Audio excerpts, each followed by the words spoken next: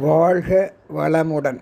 பேராசிரியர் டாக்டர் துரை லோகநாதனின் வினாவிடை தத்துவ சிறுகதைகளாம் அமுதச்சுடர் சேனலின் சார்பான வணக்கங்கள்.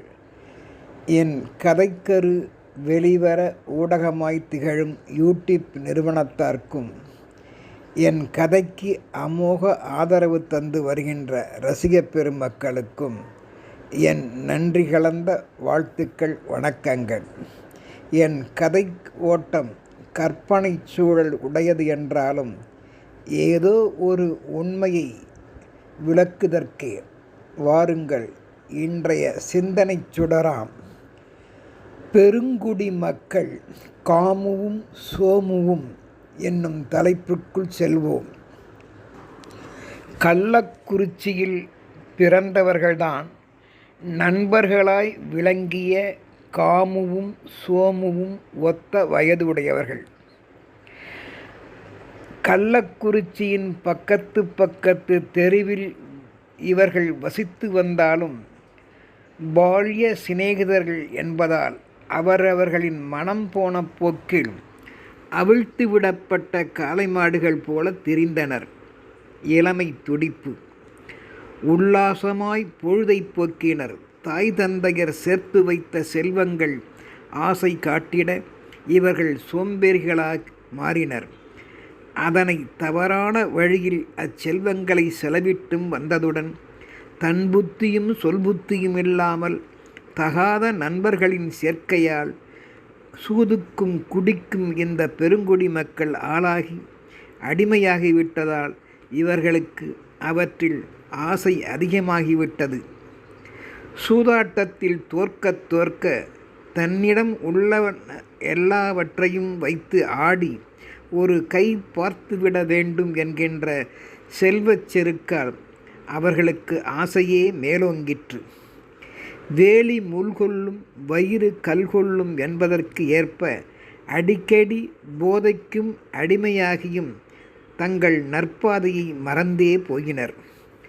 ஒவ்வொரு நாளும் மிகுந்த ஆசையில் இத்தகைய செயலை செய்து வந்தனர். தங்கள் செயலில் முழு திருப்தி அடையவில்லை. பெரியோர் சொல்வது போல நெருப்புக்கு எவ்வளவு போட்டாலும் திருப்தி இல்லை. நெருப்புக்கு கிருஷ்ணவர்த்தம் என்றொரு பெயரும் உண்டு. நெருப்பு என்பது போன வழியெல்லாம் கரியாகும் அல்லவா? அதுபோல இவர்களின் ஆசைகள் போன பக்கமெல்லாம் பாவத்தையே சேர்த்தன. தகாத செயல்களால் செல்வமும் இவர்களிடத்து கரியானது. தாங்கள் சேர்த்த சொத்தாக இருந்தால் தெரியும், முன்னோர்கள் சேர்த்ததுதானே, அதனை அழிப்பதற்குத்தானே தற்போதைய பிள்ளைகள் சிந்திக்க வேண்டும்.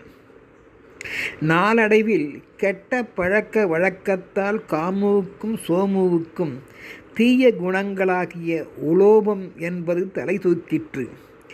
மனிதனிடம் உள்ள தீய குணங்களில் மிகவும் கொடியது இந்த உலோப குணமே. மூங்கில் காட்டுத்தீ போல அவர்களின் முழு நற்குணங்களை நீக்கி அழித்து தவிர்க்கவிடும் போக்கை அவர்கள் இளமை மற்றும் மதுமங்கை மாமிச பழக்கத்தால் அவர்கள் உணரவே இல்லை. தாய் தந்தையரும் பாச மிகுதியால் பெத்த மனம் பித்தாகிவிட்டதால் தலைக்கு மேல் வளர்ந்த பிள்ளைகளை நேரடியாக கண்டிக்க முடியவில்லை. என் செய்வர்? கண்டித்தால் தீய பழக்கத்தால் புத்தி தடுமாறி புத்திமதியை ஏற்காமல் அடிக்கவோ தங்கள் உயிரினை ரோசம் தாங்காமல் போக்கிக் கொள்ளவோ நேரிடும். அதற்கு ஆளாகிவிடுவர் காலப்போக்கில் என்ற பயமே. இதை யாரிடம் சொல்ல முடியும்? விதியை மட்டும் நொந்து கொண்டனர் பெற்றோர். காலப்போக்கில் திருந்துவர் என்ற நம்பிக்கையும் கொண்டனர். ஒருவன் தங்களை காப்பாற்றிக் கொள்ள நம்பிக்கை ஒன்றுதான் மனிதனுக்கு நல்ல மருந்து. அதுவே பாதுகாப்பிற்கு மறு உந்துதல் ஆகும் என்பதை பெற்றோர்கள் உணர்ந்து வைத்து இருந்தனர். இருந்தாலும் செய்வது அறியாது திகைத்தனர். புத்தி மாறிய நிலையில் எதிரிகளிடமும் சிநேகிதர்களிடமும் எப்படி பேச வேண்டும், நடந்து கொள்ள வேண்டும், பழக வேண்டும் என்பதையும் மறந்தே போகின்றார்களே இவர்கள். என்ற வேதனையை வெளியில் சொல்ல முடியாமல் காட்டிட முடியாமல் பெற்றோர்கள் தவித்த தவிப்பை நல்ல மனம் உள்ளம் எவரும் சிந்தித்து கண்ணீர் விடுவர். காரணம், நல்லவன் என்ற பெயர் எடுக்க பல நாட்கள் ஆகும். கெட்டவன் என்ற பெயரை மட்டும் ஒரு நொடியில் எடுத்து விடலாம் அல்லவா? மற்றும் தன்னிலை மறக்கும்போது எவரும் எந்த இரகசியத்தையும் பிறரிடம் சொல்லக்கூடாது. சிநேகிதன் ஒரு நாள் தன் சுகத்திற்காக எதிரியாக மாறமாட்டான் என்பதில் என்ன உறுதி உள்ளது? சிந்திக்க வேண்டும். பகைவன் கூட ஒரு நாள் உன் நண்பனாகக்கூடும். அப்பொழுது இவர்கள் தங்கள் தகாத செயலை நினைத்து வெட்கப்படவும் வேண்டி வரும். நம் விளக்கை அறிவதற்கு வெளிச்சத்தை வேறு விளக்கின் சகாயம் வேண்டியது இல்லையே. நல்லவர்களை அவ்வாறு எண்ண முடியும். ஆனால் ஒரு நண்பனின் செயலை வைத்து மற்ற நண்பர்களை அளந்து விடலாமே என்பதும் பெற்றோர்களின் கற்ற கல்வியினால் ஏற்பட்ட கணிப்பு ஆகும்.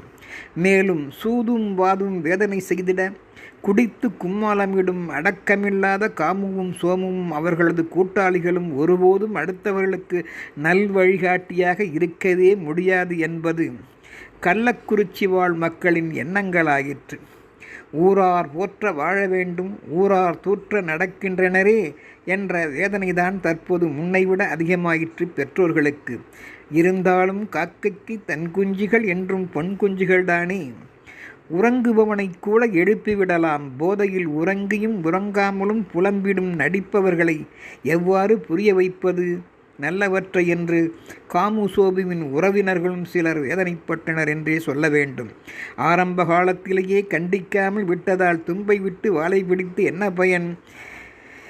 தங்கள் புத்தியும் சொல் புத்தியும் மற்றவர்களாகி புலர்ந்தும் புலராத அதிகாலை வேளையிலேயே தங்களுக்கு தேவையான சொர்க்கத்தை நோக்கி மீண்டும் படையெடுத்தனர். இருக்கின்ற கொஞ்ச நஞ்சம் செல்வத்தையும் களவாடியே உழைப்பும் மற்ற சீரழித்த செல்வத்தால் மனம் தாங்காது போனதால் அவர்களது தாய் தந்தையரின் அவர்களும் அவமானத்திற்கு ஆளாகி இறந்தும் விட்டனர். இவர்கள் இறந்தது கூட நினைவு இல்லாமல் அந்த சாவு வீட்டில் முழங்கும் மேலதாளத்திற்கு ஏற்ப குடிபோதையால் எங்கு எவ்விடத்து யாருக்காக ஆடுகின்றோம் ஆட்டம் போடுகின்றோம் என்பது தெரியாமலேயே மற்றவர்களின் வேதனைகளுக்கு ஆளாகும்படி இவர்கள் போட்ட குத்தாட்டங்கள் கும்மாளங்கள் சொல்ல முடியாது. தங்களை மறக்கும் போக்கு உடையவர்களை நினைத்து பார்த்து பலர் நொந்தனர். கூட்டத்தில் நின்ற ஒரு பெரியவர் இவர்களை உற்று கவனித்து, உடலும் மனமும் மோசமான இவர்களும் கூட எத்தனை நாட்கள் தாங்குவார்கள் என்று வேதனைப்பட்டார். குடியை கெடுக்கும் என்பது உண்மையாயிற்று. அப்பொழுது எல்லாம் காலையில் உணவாக பழையதை சாப்பிடுவார்கள். இவர்களோ இன்று சைடிஷ் வைத்து சரக்கு அடிக்கின்றனரே. சிந்திக்க வேண்டும். உடல் கெடாமல் என்ன செய்யும்? அப்பொழுது 10-15 ஊருக்கு ஒரு வைத்தியர் மட்டுமே இருந்தார். தற்போது பல் கூட தேய்க்காமல் சிலர் பெட் காப்பியும் சுட சுட குடிக்கின்றனர். மேலும் மசாலா, எண்ணெய் பலகாரங்கள், மைதா போன்ற ஐட்டங்களை வைத்து காலை வேளை உணவையே சொர்க்கமாக கருதி ஏற்றுக்கொள்கின்றனர். கார்போஹைட்ரேட் உடலில் அதிகமாகி நோய்கள் பெருகுவதால் தற்போது ஒரு தெருவிற்கே 10-15 டாக்டர்களும் வந்துவிட்டனர், பெருகிவிட்டனர். தேவை அதிகமாகிட வேண்டிய சூழலும் ஏற்பட்டுவிட்டது. இதிலே குடித்து வீணாகும் காமுவும் சோமுவும் போன்றவர்களுக்கும் மருத்துவம் தேவைப்படுகின்றதல்லவா? முன்னோர்கள் கருதுவது போல அப்பொழுது சுட்ட செய்த வடைதான் ஊசி போகும். இப்பொழுது எதற்கெடுத்தாலும் நம் உடம்பில்தான் குடிப்பழக்கத்தாலும் மற்ற கெட்டப்பழக்கத்தாலும் ஊசி இன்ஜெக்ஷன் போகின்ற நிலைப்பாடு உருவாகிவிட்டது என்ற அமுதமொழியையும் சிந்திக்க வேண்டும்.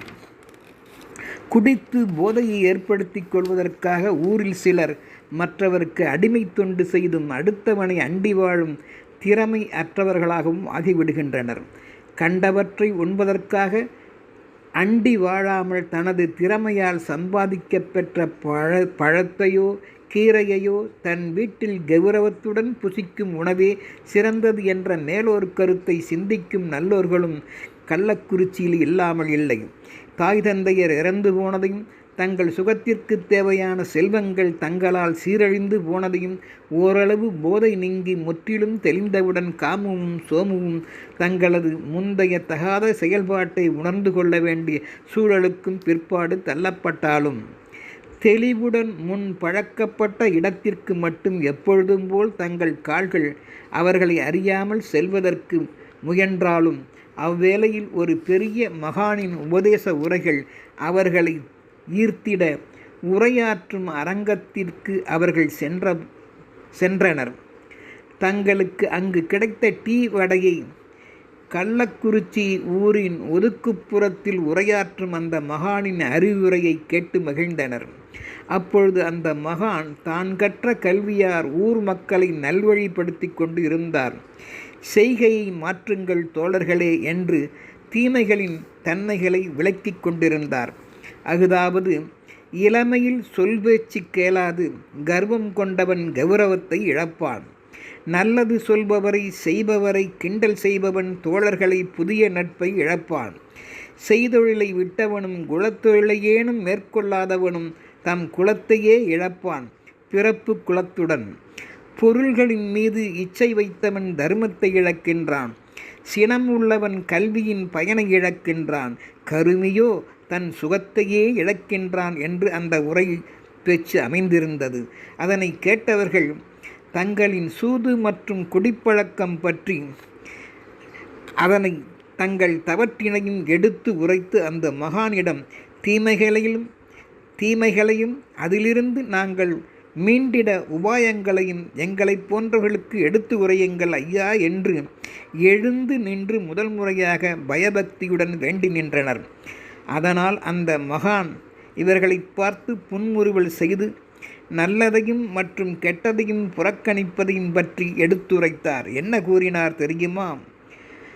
தோழர்களே, தயவு செய்து யாவரும் கள், மது, சாராயம் உண்ணாதீர்கள்.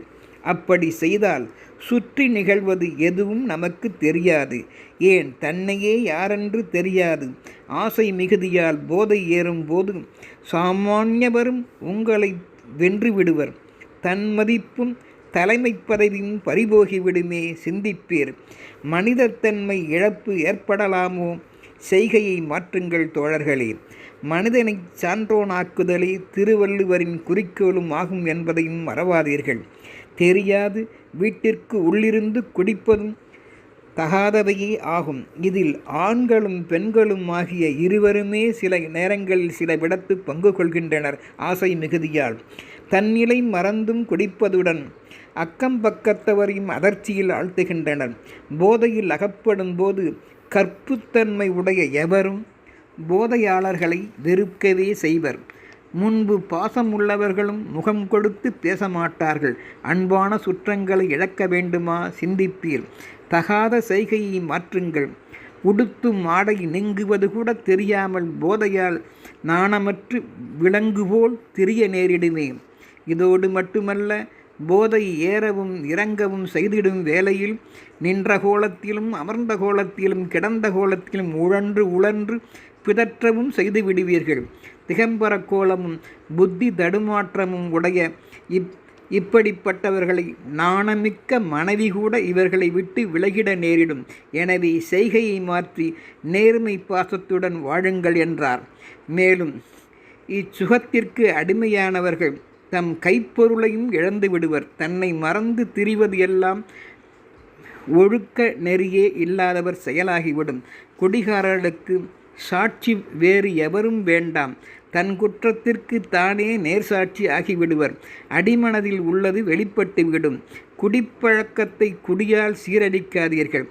உண்டு கழித்து ஆசையை வளர்த்து கொண்டவன் மயக்கம் தீர்ந்த பின்பும் உடனடியாக நல்லுணர்ச்சி பெறவே மாட்டான்.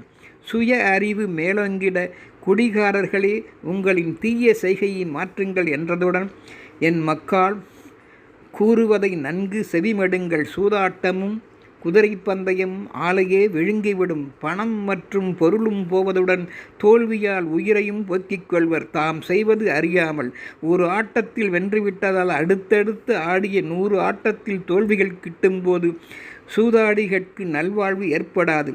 சூது தொழில் இறங்கினால் மற்ற நூற்றுக்கணக்கான பொருள் வரு நெறிக்கு நேரமில்லாமல் போய்விடும் என்பதை மறவாதீர்கள். இரவு பகல் பாராது சூதாடுவோரின் செல்வம் பலரிடம் போய் முடங்கிவிடும். அறிவையும் புகழையும் அழிக்க வல்லது சூதாட்டம். அது மட்டுமல்லாது உறக்கத்தையும் உடல் நலத்தையும் இழப்பர். நல்லவாயன் சம்பாதித்து நாரவாயன் சாப்பிட வேண்டுமா? சிந்தியுங்கள் தோழர்களே. வாழ்க்கையே ஒரு சூதாட்டம் என்பதால் பார்த்து பக்குவமாய் நடந்து கொள்ளுங்கள். இன்னல்கள் என்பது வாராது. அகப்புற தூய்மையே மேலானது. நன்றி, வணக்கம்.